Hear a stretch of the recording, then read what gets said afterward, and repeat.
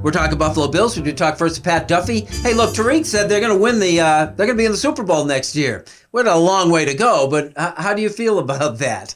I mean, I want to believe it. Look, again, with expectations comes pressure. And as the season wraps up, something a lot of Bills fans hadn't thought about, look, there's going to have to be some moves made in the offseason to get enough cap room to bring in the playmakers. That will make the difference to get you over the hump of beating a team like the Chiefs, right? Who are you willing to walk away from right now? You got a couple of interesting names that have been key pieces. John Brown, the wide receiver. I mean, he's great, but, he had missed the last couple of weeks of the regular season. He was ineffective 2 out of the 3 playoff games that he was playing in. He's a pretty big cap number. Mitch Morse, center. Again, he makes a fortune, and you weren't able to run the ball this year. How much of that is Mitch Morse? He also has a history of concussions. You can save money letting him go. So we're going to see on both the offensive and defensive side of the ball where McBean's, both the head coach and the GM's priorities are and where they think they can cut to take a next step next year. Wait. Did he just say that they didn't run the ball this year?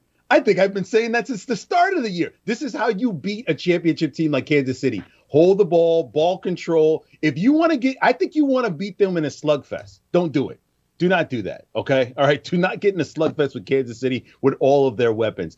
Beat them by beating the clock, running the football, scoring, don't settle for field goals. That's the way it's going to go. If Tampa Bay can do that, they got a chance in this Super Bowl. The biggest thing is you didn't lose your offensive coordinator and you didn't lose your defensive coordinator. Frazier was one of the top people that they were considering down in Houston. He didn't get the job. So I think you keep him with McDermott's new contract. So you've got the cohesiveness with your coaching staff. And then let's see if Josh Allen can take it another step. It's very hard to go from great to iconic. To those points, Pat mentioned Morse. Feliciano's a free agent. If it's me, I don't short that offensive line. I've got the guy finally behind that offensive line that I want, my franchise quarterback. I'm going to do everything to keep that line together, Pat. I think that's my first priority.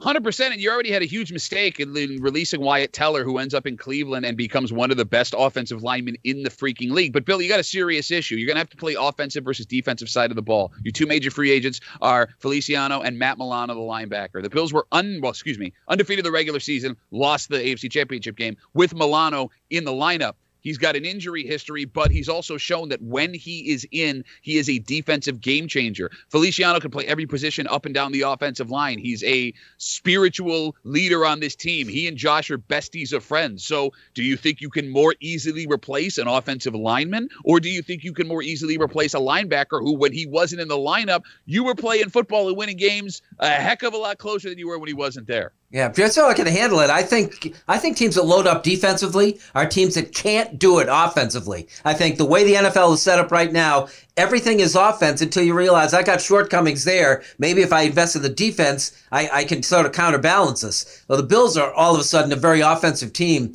I keep the money in the offense, Tariq. Yeah, I would too. I mean, listen, you're definitely going to get into a punching match with a team like a Kansas City later on down the season. But that offense has got one more click that they need to get to, and that's 1 or 2 weapons short.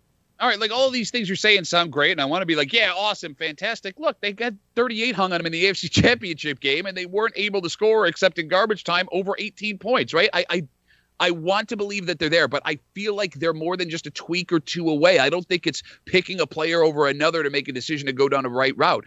McDermott and Bean have shown that they have no problem shaking things up, right? They have their foundation. I think that you are going to see more drastic changes than you believe this offseason, knowing how good Kansas City is in the AFC. I wouldn't make too many changes. You have gone on course and stayed on course all the way through, made the playoffs, now the AFC Championship game.